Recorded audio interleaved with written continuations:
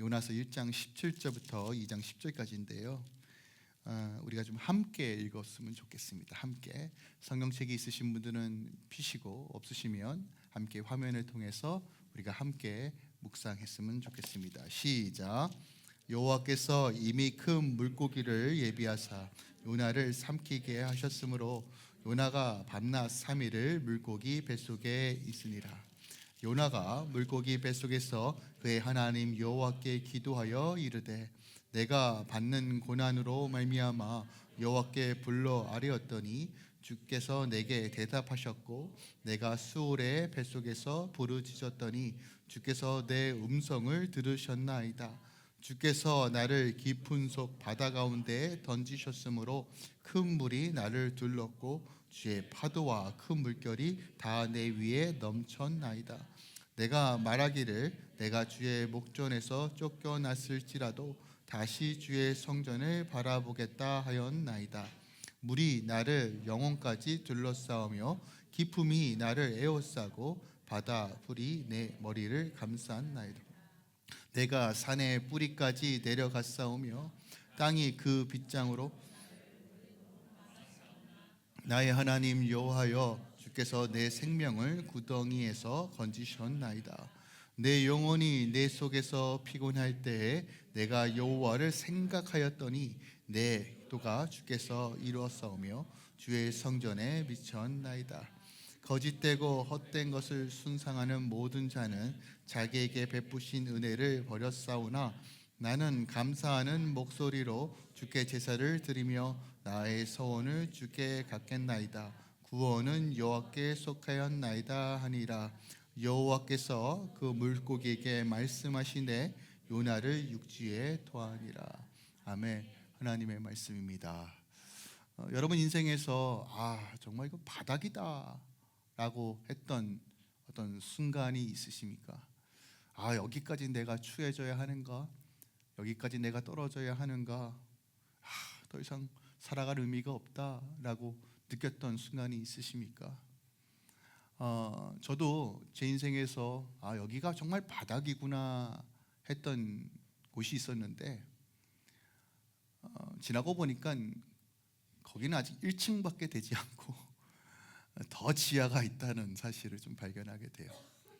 모르겠어요. 앞으로 하나님께서 남은 시간 동안에 얼마나 더 인생의 바닥을 경험하게 하실지는 모르겠지만 제 소망은 바닥까지 가지 않고 이제 상승하는 어떤 삶을 좀 사는 게 좀 소망인데, 여러분 인생에서 내가 정말 이게 바닥이구나, 그게 어떤 재정적인 상황이든 어떤 몸의 아픔이든 여러 가지 상황 속에서 어떤 그런 것들을 좀 경험할 때가 있잖아요.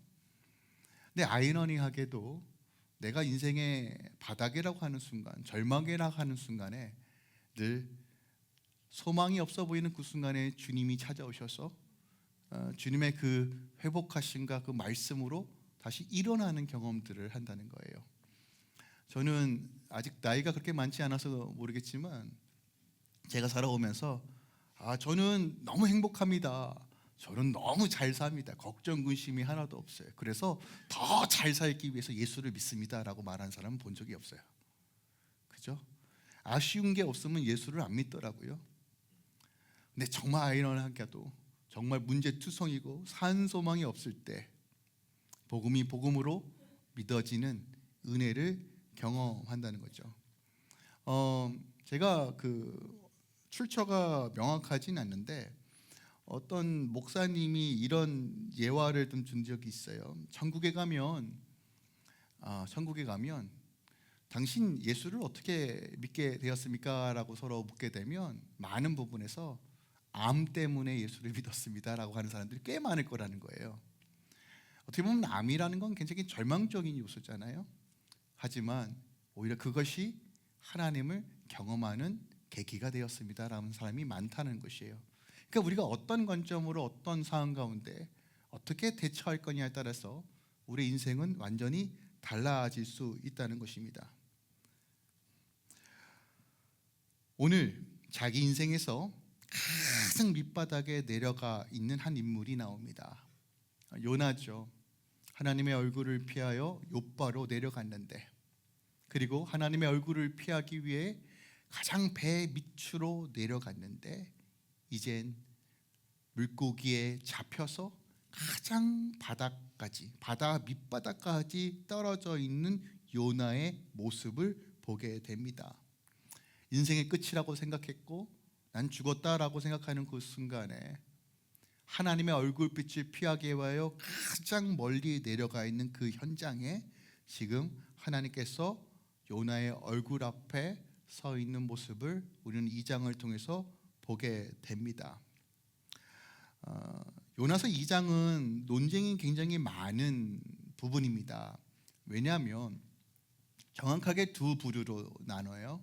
하나는 요나가 그래도 하나님 얼굴을 구하고 회개했다라고 말하는 설교자와 신학자들이 있고, 다른 한편으로는 원어를 공부하고 아무리 둘러봐도 그가 회개했다는 내용은 없고 여전히 완악하고 자기 중심적으로 자기 교만에 빠져서 기도하고 있는 요나의 모습을 통해서 어떻게 선지자가 이럴 수 있는가라고 하는 어떤 탄식과 안타까움으로 이 장을 바라보는 사람들도 있습니다. 근데 중요한 것은 도저히 이 기도문을 읽고 요나가 정신 차렸다라고 생각할 수 없는데, 가장 충격적인 것은 하나님께서 물고기에게 명령하여 요나가 육지로 토해냈다는 것이죠. 그렇다면 이걸 어떻게 이해해야 될까? 하나님은 대체 무슨 생각을 하고 계실까? 자, 분명히 요나의 가장 큰 문제는 하나님의 얼굴빛을 피하여 불순종한 거였는데, 그리고 이 장에서 이 문제가 해결되는 것처럼 보이지 않는데 왜 뱃속에서 물고기 뱃속에 토하여 다시 육지로 나올 수 있었는가라고 하는 것이죠. 우리가 함께 오늘 요나서 2장을 함께 우리가 읽었습니다. 여러분 보시기에 이 기도문은 어떤 내용인 것 같습니까? 정형적으로 굉장히 거룩해 보이고 좋아 보이는 겁니다. 감사하고 찬양하고 하나님께 나를 구원해 주신 하나님 감사합니다. 막 주의 목전에 주의 성전을 바라봅니다. 각종 좋은 미사구로 예배하는 것처럼 보이는 노래입니다. 하지만 우리가 간과하면 안 되는 것은 뭐냐면 지금 요나가 왜 물고기 뱃속에 들어가 있냐는 거예요. 왜요? 그렇다면 본인이 이 문제에 대한 이유와 원인을 알았다면 결국 이것을 해결하기 위하여 처음에 주님 앞에 나가야 되는 것이에요. 그런데 그는 불순종의 결과로 지금 이 사단이 벌어졌어요. 저는 이 사단을 이렇게도 좀 표현할 수 있을 것 같아요. 요나의 불순종으로 인하여 하나님의 거룩한 질서와 하나님의 권위가 깨어진 상태입니다. 그 결과가 물고기 뱃속에 들어가 있다는 거예요. 여러분 한번 생각해 볼게요. 사람이 물고기 뱃속에 들어가는 것이 정상이에요? 아니면 사람 몸속에 물고기가 들어가는 게 정상이에요? 여러분 수시 안 좋아하세요? 우리 물고기 먹잖아요. 그죠? 심지어 고래도 먹잖아요. 그죠? 그러니까 여러분, 사람이 물고기 뱃속에 들어간다는 건 굉장히 비정상적인 겁니다. 자, 이걸 뭘 얘기하냐면 불순종으로 인하여 하나님의 질서가 깨어진 상태를 말하는 거예요. 지금 그 결과가 지금 요나가 물고기 뱃속에 들어가 있는 겁니다. 우리의 뱃속에 물고기가 들어가야 되는데 거꾸로 되어 있는 상황이에요. 그러니까 우리가 요나서를 묵상하면서 절대로 놓치지 말아야 되는 것은 뭐냐면 하나님의 은혜 너무 중요합니다. 하지만 불순종의 결과는 깨어짐이라는 것도 우리가 함께 봐야 합니다. 하나님의 음성도 들었어요. 하나님께서 뭘 원하시는지도 알았어요. 근데 일부러 도망간 요나의 결과가 깨어짐이라는 것이에요. 여러분 꼭 기억하셨으면 좋겠어요. 하나님의 말씀 안에 거하는 것, 하나님의 질서 안에 거하는 것이 복인 이유가 여기 있습니다. 우리는 때로는 뭔가 누군가의 간섭이 없이 자유롭게 사는 것이 행복이라고 말합니다. 그러나 여러분 후진국일수록 법치가 무너져 있다는 것을 여러분 아시죠? 법이 없으면, 질서가 없으면 무법천지가 됩니다. 다 자기가 원하는 소견대로 살다 보면 그 나라는 망할 수밖에 없는 구조예요. 때로는 어떤 제한이요, 때로는 어떤 틀이 나를 안정적으로, 나를 행복하고 내게 안식을 준다는 사실을 기억하시길 바랍니다. 즉, 이 세상을 창조하신 하나님의 질서 안에 있는 것이 가장 복된 것이에요. 성경은 이것을 분명하게 제시합니다. 그러나 하나님의 말씀을 가장 잘 알고 있는 요나가 불순종하고 그 불순종에 의하여 깨어짐이, 재해의 결과가 지금 물고기 뱃속 안에 갇혀 있는 신세가 되었다는 것이에요. 오늘 요나의 기도를 조금 더 살펴보겠습니다. 1절과 2절에 보니까 요나가 물고기 뱃속에서 그의 하나님 여호와께 기도하여, 드디어 기도하기 시작합니다. 어떻게 보면 조금 늦었죠. 타이밍이 늦었어요. 주님께서 여러 번 기도할 기회를 주셨음에도 불구하고 그렇게 기도하지 않다가 어떻게 해서든 하나님 얼굴빛을 피하려다가 드디어 하나님의 얼굴 앞에 하나님께서 찾아오셔서 코너로 딱 모시고 얼굴 앞에 딱 서시는 바람에 어쩔 수 없이 이젠 하나님 얼굴 앞에서 기도하기 시작합니다. 그리고 이렇게 기도합니다.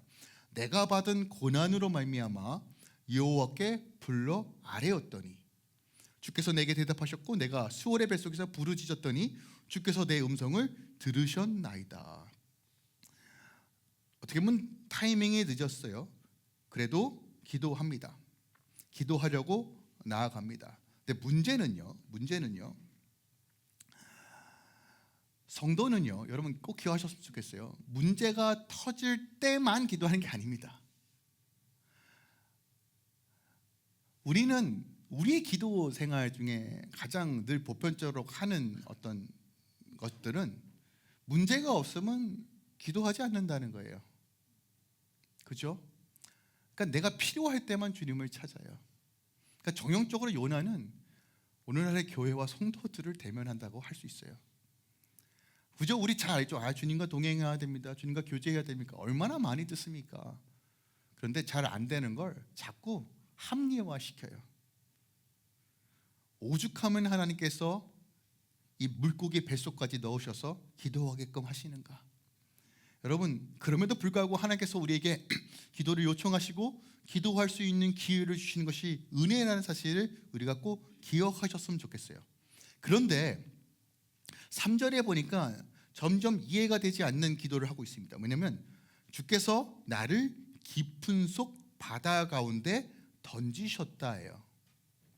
자, 바다에 요나를 던진 사람은 누굽니까? 선원들이에요. 그죠? 그런데 선원들이 던지기 전에 누가 먼저 요구했어요? 요나가 요구했어요. 나를 바다에 던지라. 아주 죽기도 아주 그냥 장엄하게 아주 거룩하게 죽고 싶었나 봐요. 아니, 본인이 요구한 거예요. 본인이 던지라고 했어요. 그리고 실제로 던졌어요. 안 던질 줄 알았나요? 아니, 던질 줄 알았을 것 같아요. 던졌단 말이에요. 그런데 지금 뭐라고 표현합니까? 주께서 나를 깊은 바다에 던졌다라고 표현해요. 여전히 남 탓하고 있고요, 여전히 환경 탓하고 있어요. 누구보다도 이 사단이 일어난 이유를 명확하게 알고 있는 요나가 지금 모든 것들을 기억하세요. 자기 중심적으로 해석하고 있어요. 오늘날 우리 안에, 교회 안에 보편적으로 깔려 있는 우리의 어떤 나태함과 어떤 교만의 한 요소는 자기 중심적 신앙이에요. 여러분, 신앙의 핵심은요, 자기 부인으로부터 시작되는 거예요. 근데 오늘날 우리가 모든 것들을 나 중심적으로 해석해요. 동일한 사건도요, 내가 어떤 관점으로 보냐에 따라서 해석은 완전히 달라져요. 근데 지금 본인이 요구해서 들어간 거예요. 본인 때문에 이 사단이 벌어졌어요. 그런데 지금 뭐라고 얘기하는 거예요? 주님께서 이걸 허락하셨어. 주님께서 나를 바다에 던져서 제가 지금 물고기 뱃속에 있습니다 라고 얘기하는 거예요. 4절입니다. 내가 말하기를 내가 주의 목전에서 쫓겨났을지라도. 주님께서 요나를 쫓겨냈나요? 요나가 도망갔나요? 요나가 도망간 거예요. 본인이 도망간 건데 주께서 자기를 쫓겨냈다라고 표현합니다. 그리고 뭐라고 표현하는가? 다시 주의 성전을 바라보겠다 합니다. 주의 성전을 바라보겠대요. 이게 얼마나 거룩한 말입니까? 그런데 여러분 그거 아십니까? 하나님께서 요나에게 어디 가라고 말씀하셨어요? 니느웨예요. 너 니느웨 좀 바라봐. 거기에 있는 아직 하나님을 모르는 백성들을 바라봐라고 말씀하셨어요. 근데 지금 요나가 뭐라고 말합니까? 나는 주님 바라볼게요 라고 얘기해요. 이미 하나님께서 바라봐야 될 곳을 가르쳐 주셨는데 지금 그거 안 듣고 하나님 바라보겠다고 얘기해요. 주의 전을 바라보겠다고 얘기해요. 여전히 자기 중심적인 시각으로 이 모든 상황을 해석하고 있어요. 그런데 여러분 그거 아십니까? 이게 오늘날 교회의 모습이에요. 자기 중심적 신앙생활이 강한 사람일수록 보통 이렇게 표현합니다. 저 가르치려고 하지 마세요. 저 다 알고 있습니다. 제가 신앙생활 얼마나 많이 했는데요. 교회 돌아가는 거 제가 다 알고 있습니다. 그거 어느 목사님이 다 말씀하신 거예요. 그 책에 이 책 다 나온 겁니다. 제가 모를 줄 아십니까? 제가 다 알아요. 저한테 가르치려고 하지 마세요. 저 다 압니다. 이런 분들 지금 설교도 정말 많이 들어요. 아는 것도 굉장히 많은 것처럼 보여요. 그런데 제가 목회를 하면서 그분들을 보면 이런 생각이 드는 거예요.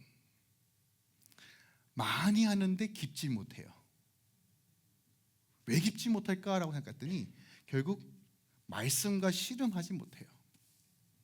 회피가 익숙해요. 근데 남에게 인정은 받고 싶어요.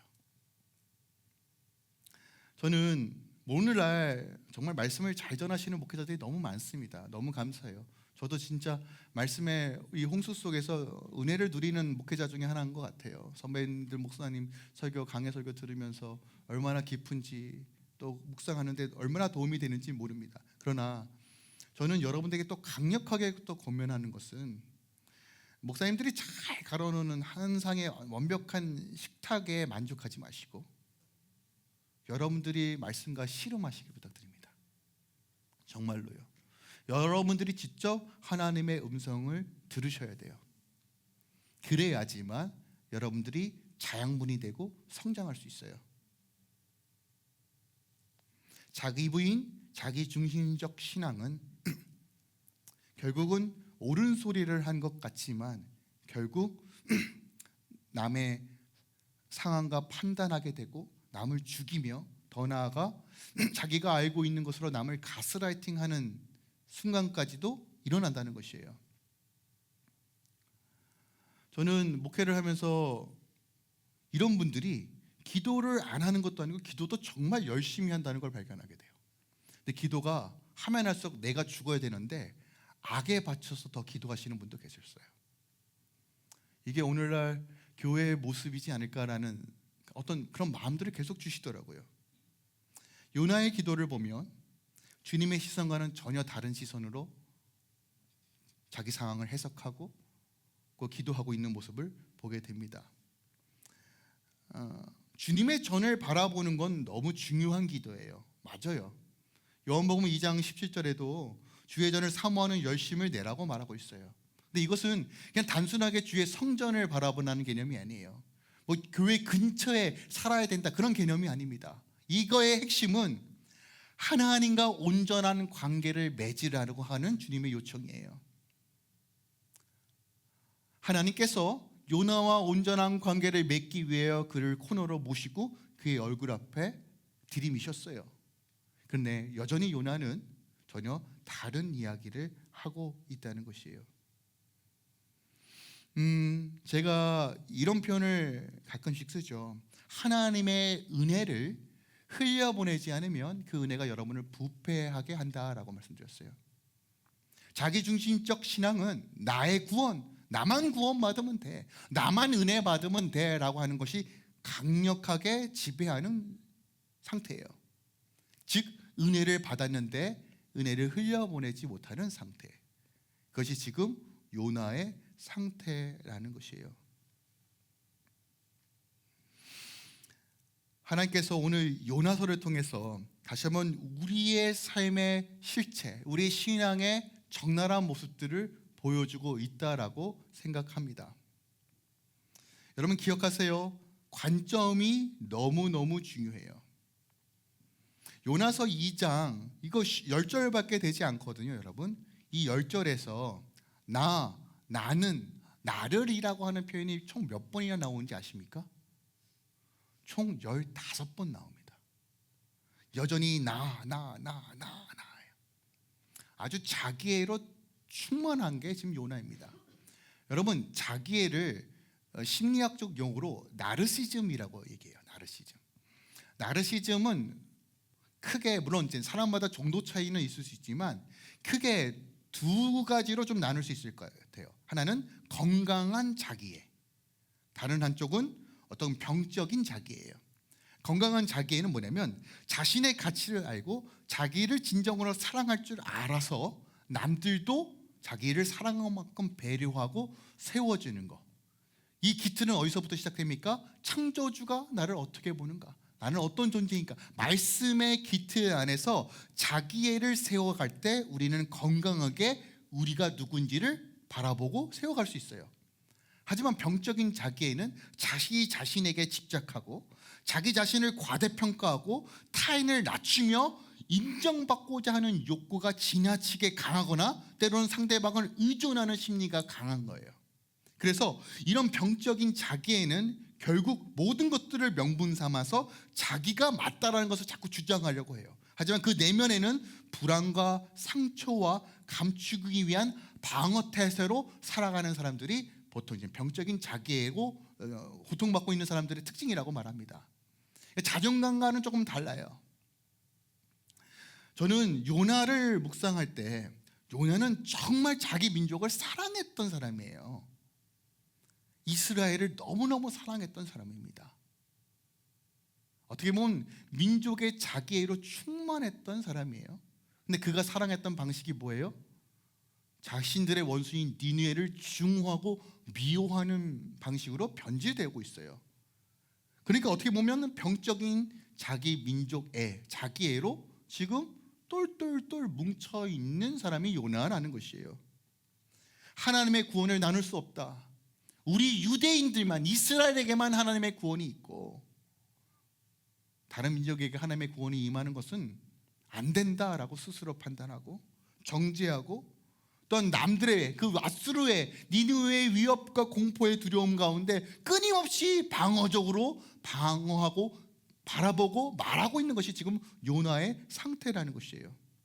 자기중심적이고 민족중심적이며 하나님 뜻보다 앞서가려고 하는, 어떻게 보면 건강하지 못한 신앙을 가지고 있는 것이 지금 요나의 모습이라는 거예요. 여전히 회개하지 않고 자기 구원만 바라보고 있어요. 자 보세요. 5절부터 7절입니다.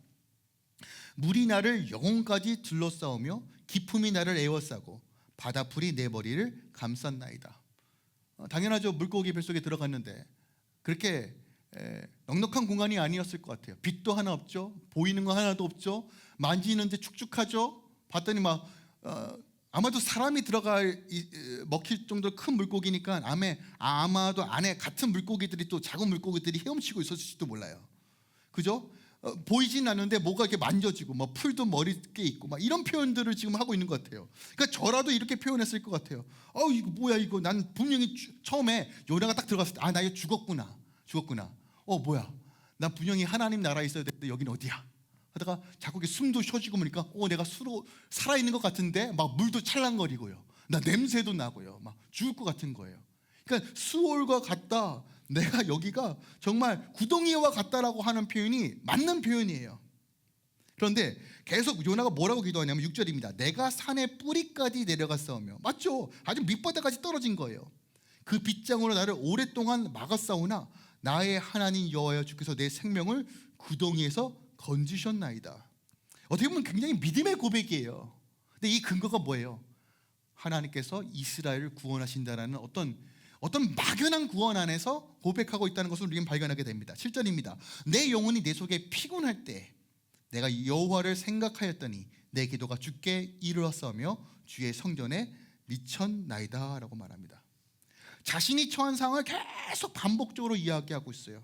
그러면서 주님, 내가 죽음에 처했을지 모르지만 나의 구원자는 하나님이십니다. 그리고 자신의 기도가 주의 성전에 미쳤다라고 선언해요. 그러니까 여러분, 이 장만 보면요, 문제없는 기도처럼 보여요. 그런데 전제가 있죠. 요나가 지금 왜 여기 들어가 있냐는 거예요. 왜? 여러분, 다른 데서 문제 해결하려고 하지 마시고 가장 먼저 우리가 점검해야 되는 건 하나님과의 관계예요. 왜 깨졌는가? 내가 왜 이 상황 가운데 있는가? 이걸 볼 줄 알아야 되는데 이거 안 보고 그냥 구원만 원해요.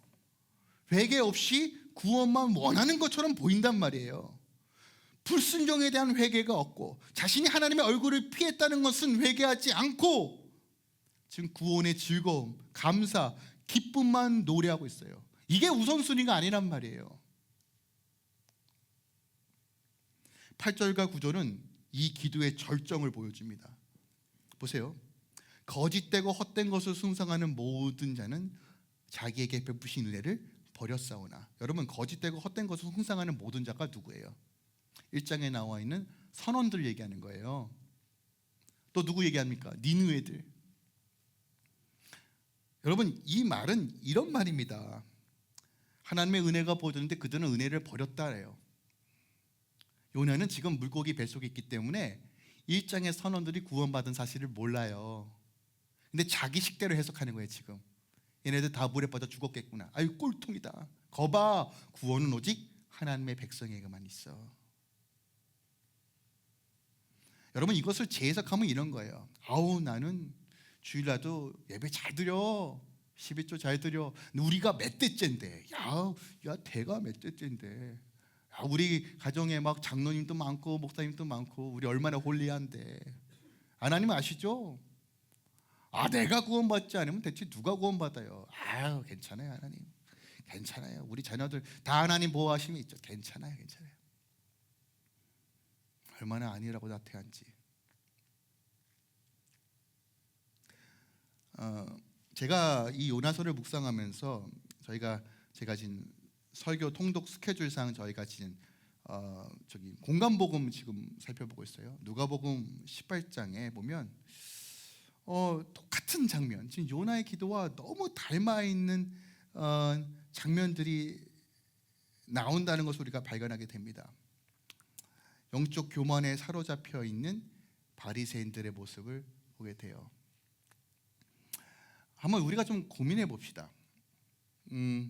여러분, 복음은 그 누구에게도 차별 없이 임합니다. 근데 왜 세상은 교회가 자꾸 혐오하고 차별한다고 말할까요? 거짓 프레임을 씌운다 이렇게 주장하잖아요. 근데 정말 근거가 없는 말일까요?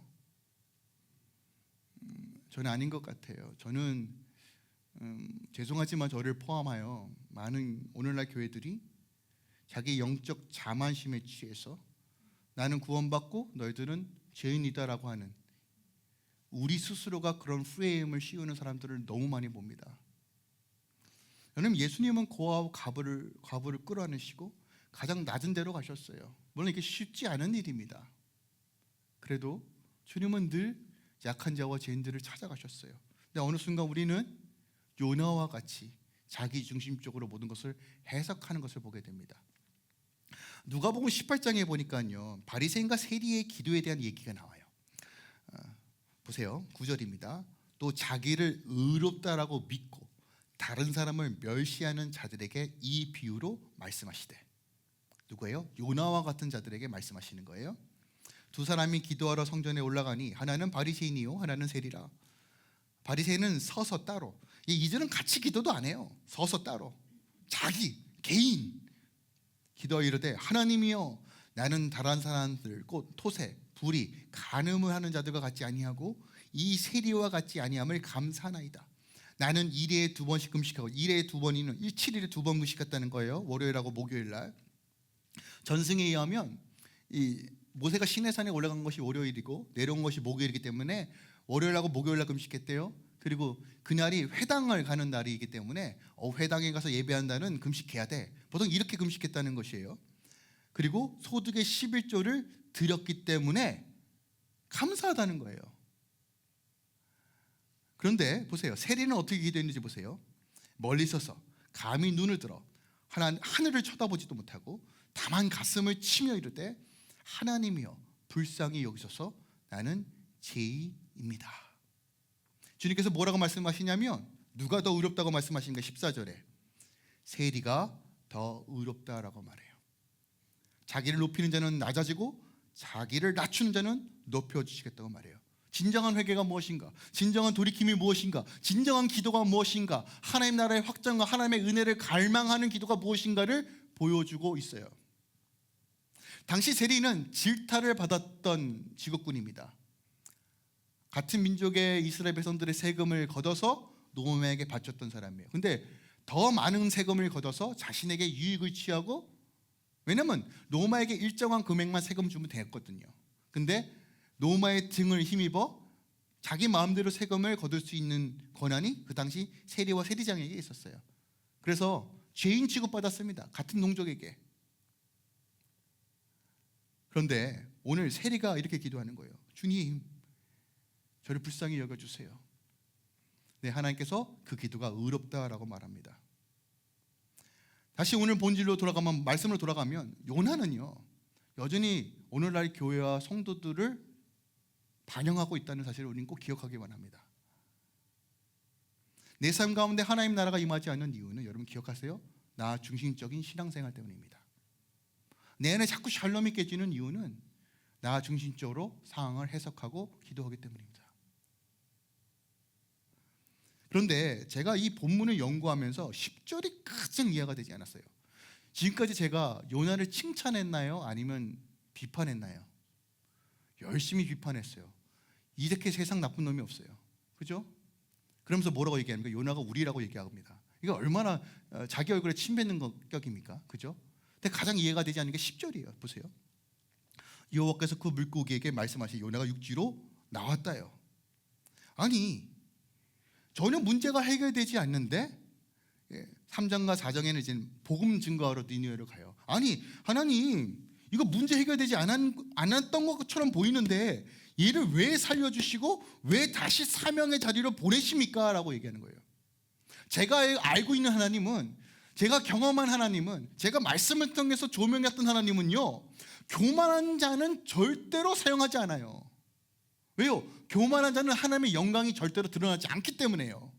근데 아무리 봐도 이 문제가 해결되지 않았는데 하나님께서 요나를 다시 사명의 자리로 부르십니다. 여러분 잠언서 16장 18절에 교만은 패망의 선봉이요 거만한 마음은 넘어짐의 앗잡이라고 얘기합니다. 야고보서입니다. 더욱 큰 은혜를 주시나니 그러므로 이르시되 하나님이 교만한 자를 물리치시고 겸손한 자에게 은혜를 주신다고 말해요. 여러분 이런 비슷한 구절이 너무 많아요. 하나님 교만한 자 절대로 못 사용합니다. 겸손한 자를 사용하세요. 그렇다면 제 안에 퀘스천은 뭐냐면 뭐지? 지금 대체 내가 모르는 무엇인가가 있는가라고 하는 거예요. 제가 말씀을 묵상하면서 한 가지 떠올랐던 게 뭐냐면 예수님께서 이 요나의 사건을 인용하신 적이 있어요. 인용하신 적이. 그게 마태복음 12장이거든요. 그러니까 예수님께서, 주님께서, 하나님께서 이 요나의 사건을 지금 어떠한 관점으로 보고 계시는가가 예수님께서 이 인용한 구절을 통해서 우리가 확인할 수 있다는 거예요. 마태복음 12장입니다. 보세요. 그때의 서기관과 바리새인 중 몇 사람이 말하되 선생이여 우리에게 표적을 보여주시길 원합니다. 여전히 표적을 구해요. 너 당신 기적을 행한다며? 당신 잘 나간다며? 우리가 좀 증명해봐. 너 뛰어나? 너가 구원자야? 증명해봐. 예수님께서 뭐라고 말씀하시는지 보세요. 악하고 음란한 세대가 표적을 구하나. 여러분 악하고 음란한 세대가 언제예요? 지금이에요. 지금이에요. 이 말씀, 요나의 말씀은 지금 우리에게 하시는 말씀이란 말이에요. 그러나 뭐라고 말하냐면 구하라. 선지자 요나의 표적밖에는 보일 표적이 없느니라. 요나가 밤낮 사흘 동안 큰 물고기 뱃속에 있었던 것 같이 인자도 밤낮 사흘 동안 땅 속에 있으리라. 그러니까 예수님의 죽으심과 부활하심, 그 십자가의 사건을 말씀하시는 예표로서 요나의 사건이 있었다는 것이에요. 그러니까 하나님의 관점에서 요나를 딱 보면 요나가 3일 밤낮으로 물고기 뱃속에 있었다는 것이 뭐라고 얘기하는 거예요? 예수님의 죽으심이라고 말하는 거예요. 여러분, 죽는다는 게 뭐예요? 자기 부인이에요. 죽는다는 게 뭐예요? 내가 살아갔던 방식의 종말을 의미해요. 그러니까 지금 요나는 이 물고기 뱃속에 있으면서 최소한 이 죽는 사건이 이뤄졌다라고 우리는 해석할 수 있다는 거예요. 비록 보여지기에는 전혀 회복하고 회개한 것 같이 않아 보이지만 외형을 보시는 간에 우리의 마음의 중심을 보시는 하나님께서 지금 이 요나의 기도가 회개라고 인정하셨다는 거예요. 그렇다면 우리는 관점을 바꿔서 요나를 비판하기에 앞서 대체 요나가 이 기도에 담겨져 있는 돌이키는 그 회개의 메시지가 무엇인지를 찾아봐야 한다는 거예요. 그죠? 그리고 이것이 지금 우리에게 요구되는 하나님의 명령과 말씀이라는 거예요. 그래서 관점을 제가 바꿨어요. 일주일 내내 까기만 했어요, 저도. 그러면서 요나가 나 같은데 얘는 나보다 더하다 그랬어요, 솔직하게 결론을. 근데 묵상하면 묵상할수록 이게 저한테 막 불편한 거예요. 너무 불편한 거예요. 그래서 다시 묵상했어요.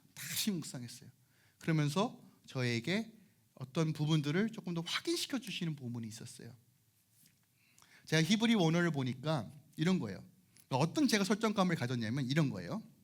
심지어 정말 죽으러 갔는데 깨보니까 물이 찰랑거리고 아무것도 보이지 않고 막 물고기는 떠다니는 수풀이 막 머릿속에 있고 난장판인데 숨은 껄떡거리는데 아직 죽지 않은 그 상황 가운데서 여전히 교만을 떨만한 인간이 과연 몇이나 있을까였어요. 그러니까 저는 요나를 선자의 관점에서 본 것이 아니라 정말 하나님의 백성의 관점에서, 죄인의 관점에서 봤어요. 그 상황에서 목이 곧같은 사람은 한 명도 없을 것이다. 그리고 여러분, 사람이 한꺼번에 잘 안 변해요. 그가 사용했던 언어, 그가 사용했던 세계관, 그런 관점, 기도의 방식들이 갑자기 변하지 않을 거라고 생각합니다. 하지만 그가 그래도 마음을 담아요, 하나님께 은혜를 구하고 회개했던, 서툴지만 그래도 기도했다라고 우리가 가정했을 때 오늘 본문을 한 번 더 살펴보겠습니다. 4절에 보세요. 내가 말하기를 내가 주의 목전에서 쫓겨났을지라도. 제가 이걸 어떻게 해석했죠? 아니, 주님이 쫓겨난 것이 아니라 지가 도망간 건데 왜 쫓겨났다고 표현했을까? 근데 이 쫓겨나다는 이 표현이요, 추방되다, 버림받다라는 의미예요. 그러니까 요나도 인지하는 거예요. 내가 주님과 관계가 끊어졌기 때문에 이 죄책감을 가지고 기도했다는 거예요. 여러분, 죄책감을 갖는 거 중요합니다. 양심이 화인 맞으면 죄책감도 없어요. 근데 지금 요나가 죄책감을 느끼고 있다라고 우리가 해석할 수 있는 거예요. 여러분, 회개는 내가 지금 주님과 떨어져 있다는 사실을 인지하는 것에부터 시작되는 거예요. 아, 내가 정말 벌어지워 갔구나. 그리고 6절에 보니까 주께서 내 생명을 구덩이에서 건지셨나이다 라고 말합니다. 그러니까 지금 요나가 말하는 건 이 절박한 상황에서 나를 구원해 줄 분은 오직 하나님이다 라고 얘기하는 거예요. 1장에서 선원들도 여호와께 기도하고 살려달라고 할 때 구해 주셨잖아요. 마찬가지예요. 가장 절박하고 가장 원색적이지만 가장 마음 깊은 곳에서 터져나오는 구원, 하나님만이 구원이십니다.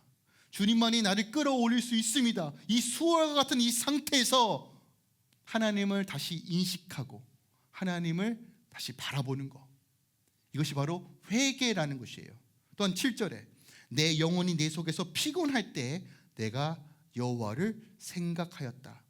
피곤하다는 뜻은 기진맥진하다, 숨이 끊어질 것 같다라는 의미를 가지고 있는 단어예요. 근데 생각하다는 건 단순하게 기억을 떠오르는 것이 아니라 다시 하나님을 인식하는 거예요. 관계 회복을 위해 내가 다시 태도를 바로 잡겠다라는 그런 뉘앙스가 있는 단어란 말이에요. 그러니까 제가 지금 표현하는 건 직접적인 표현이 아니라 다 간접적인 표현이에요. 그 단어 안에 담겨져 있는 어떤 분위기, 뉘앙스란 말이에요.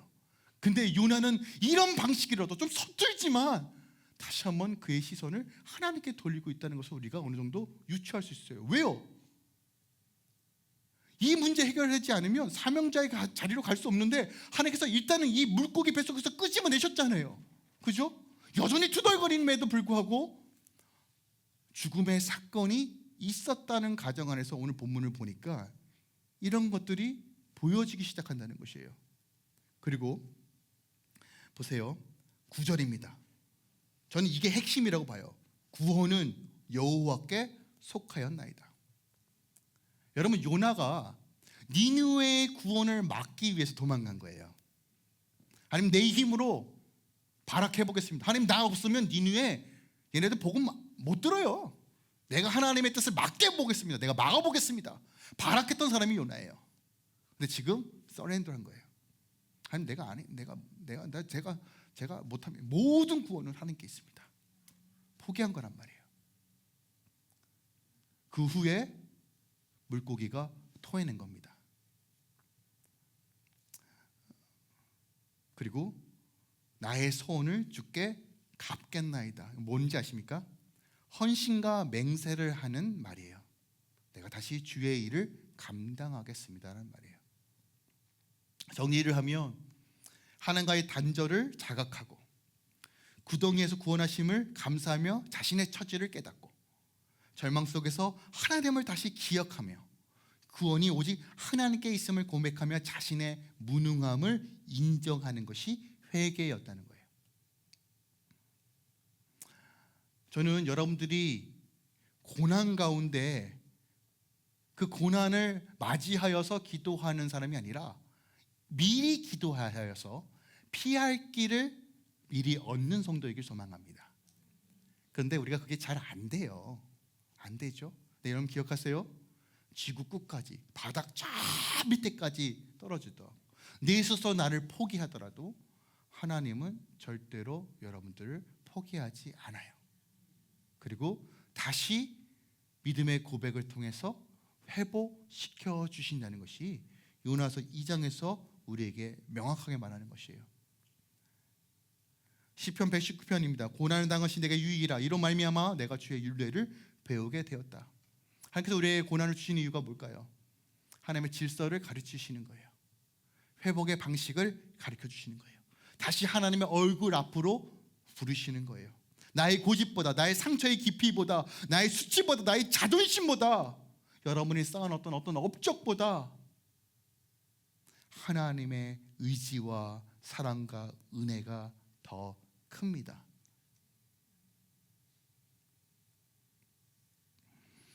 때로는 서툴게 고백할 수 있어요. 어떻게 회개해야 되는지 모를 수 있어요. 그러나 여러분 기억하세요. 다시 주의 얼굴을 바라볼 때 세리처럼 하나님 긍휼히 여겨주세요. 저 아직 잘 못하겠어요. 그래도 하나님, 제가 다시 주님께로 돌아갑니다. 가장 밑바닥에 있을지라도 수월과 같은 상황이더라도 주님께로 돌아가면 되는 거예요. 여전히 요나서를 묵상하면서 하나님 굳이 왜 요나입니까? 다른 사람도 있지 않습니까?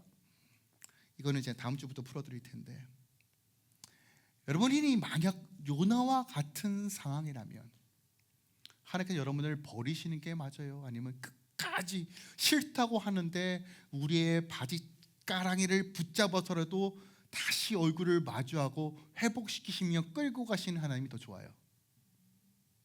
여러분, 우리의 완악함은 이것마저 거부하려고 합니다. 그러나 여러분 기억하세요. 오늘 말씀 꼭 기억하셨으면 좋겠어요. 여러분이 바닥이라고 하는 그 부분, 아니 더 밑바닥까지 떨어질 수 있어요. 네, 여러분 기억하세요. 돌이키면 사는 거예요. 주의 얼굴을 구하면 사는 거예요. 그리고 하나님께서 다시 여러분들을 부르심의 영역으로 다시 인도하여 주실 것입니다. 철저하게 나의 무지함을 깨닫고 나의 죄악을 회개하고 나의 연약함을 주님께서 정말 거룩하게, 아니 그냥 적나라하게 고백해도 돼요. 안다라고 여러분 생각하지 마세요. 내가 다 알고 있다, 내가 알아서 해결하겠다. 죄송하지만 알아서 해결해서 되는 문제 하나도 없습니다. 주님 앞에 나오셔야 돼요. 도와달라고 함께 요청하셔야 돼요.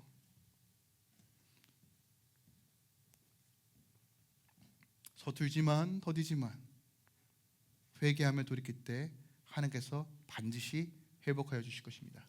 여러분의 광야한 시간에 여러분의 쓴뿌리를 제거하시고 여러분의 상처와 아픔을 치유하시고 복음의 능력으로 살아가게끔 하실 것입니다.